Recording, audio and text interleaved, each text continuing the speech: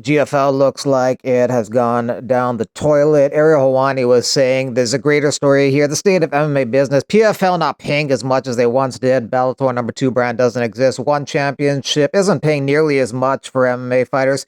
GFL was that hope. This type of promotion doesn't exist. And at the end of the day, that's not good for the fighters or the business. PFL founder Dillon Danis disagrees and calls him a clickbait merchant because this kind of misreporting hurts MMA and the fighters in the industry. This Ariel's wrong about PFL fighter compensation. PFL average pay up. PFL fighter roster payroll up. His clickbait is a disservice to fighters and fans as well as PFL MMA, who serves both. Ariel fired back that I'm the least of your problems, but I take issue with you claiming my information is incorrect. Are you paying the same for tournament winners? No, not even close. Did you ask Bellator fighters to rework contracts? Yes. Did you cancel events last year? Yes. Are you holding events at Universal Studios circa WCW in 94? Look it up. You're not new to this, thus generating little no gate revenue. Yes. In fact, it continues to baffle me at how few tickets you're able to sell in America after all these years. I asked you to come on my show, what is it, 5-6 times now to talk about some of these things and your upcoming fights, and you continue to refuse. Why is that, Don? Huh? The only one who's been a disservice to this sport are the Johnny-come-lately promoters who think they can ride this MMA wave by convincing investors to gamify the fight game. You know everything I said was true. Continue writing your posts on LinkedIn to your current and potential investors. Surely continue talking about Fight Matrix. I'll continue to tell the truth. The only reason you're talking about a fight, Ariel, you keep cutting me off. Because you're lying. You're lying. You are lying. About what? I You did dumb celebrate. Son. I would strangle you if I was there. You come and talk to me mouthy like this, you little... Do it. Bellator champs not getting action in the PFL. Corey Anderson last fought in March of last year. Patchy Mix in May. Ebla in October. Ramazan in June. Usman Nurmagomedov in January. Pitbull, Bader are gone. Don Davis trying to defend himself. Nobody has to be here. PFL provides the only premium global lasting platform for fighters other than UFC. Countless others have come and gone because they're not serious people. PFL takes our leadership role to grow for fans and fighters very seriously. Being real, frustrated as hell. I want to stay as active as possible for myself and everyone who supports me in 2025. First KSI canceled, then said he wouldn't be fit to reschedule. Couldn't lock in a replacement. I said yes to everyone. Now with the Tony Ferguson fight being moved, I got the criticism. But Karate Combat president is down to have Danis fight in their organization.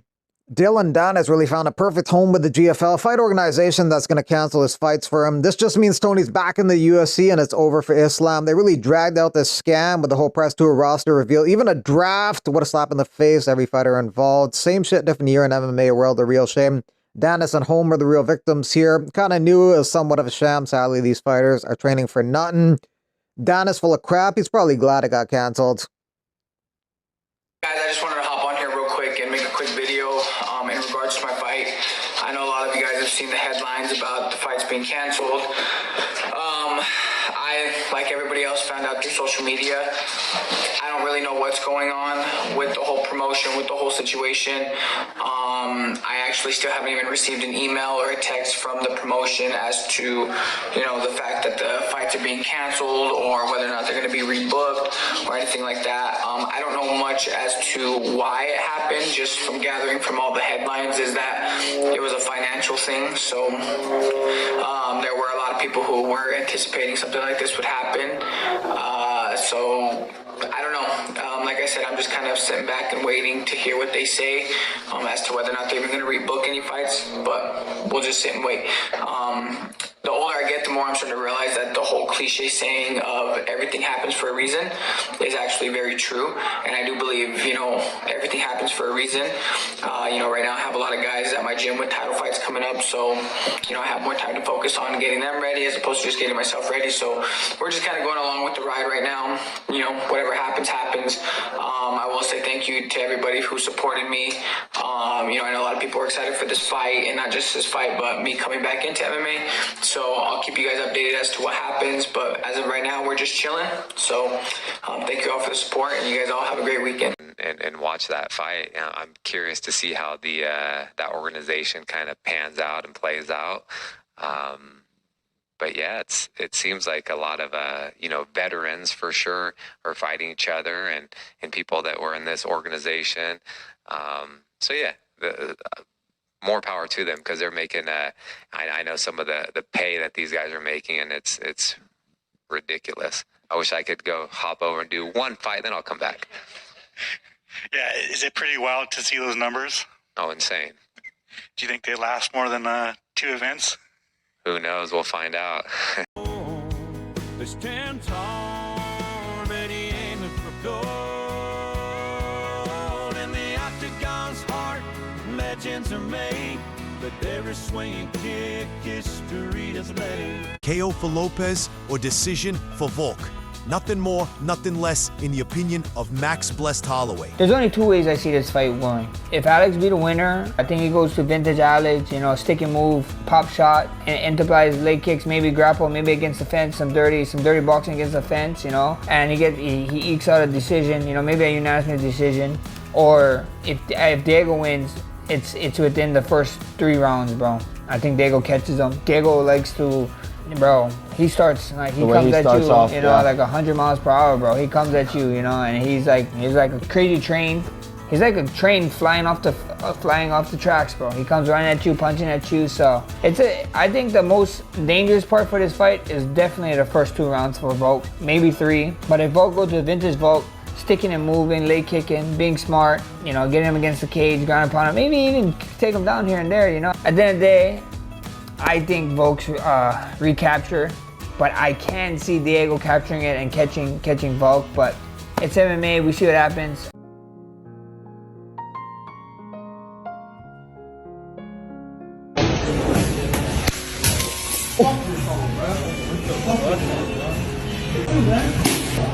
Nah, fuck all this shit.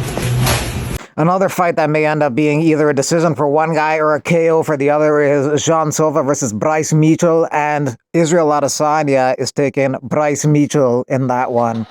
The fans still act like it's WWE. They pick who's goody, who's the baddie, who's the good guy, who's the heel. When I'm gonna go Bryce. I'm gonna go Bryce because of the experience. But look, I will not be surprised if John goes in there and just does work.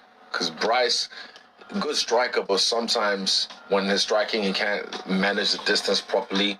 He starts to shoot from a distance that isn't really going to get the most success. And Jean, even from that little clip, I love the way he manages his distance. He was able to just find it. Yeah. And right now, there's a little bit of beef. It's kind of cool to see because it's going to get them heated up. But just off experience, I'm going to go Bryce because he's been in there with some of the best. And even though he's lost, it's just experience. And Bryce is no joke, man. But I won't be surprised if John takes this one out. But official bet, I'm going to go Bryce Mitchell. Method of victory, I'm going to go decision. 4 of Bryce Mitchell's last 5 wins have been by decision, and 6 of Jean Silva's last 7 fights have been KOs. I'm not interested in this one. Yeah, I know, but I'm just here for I'm interested.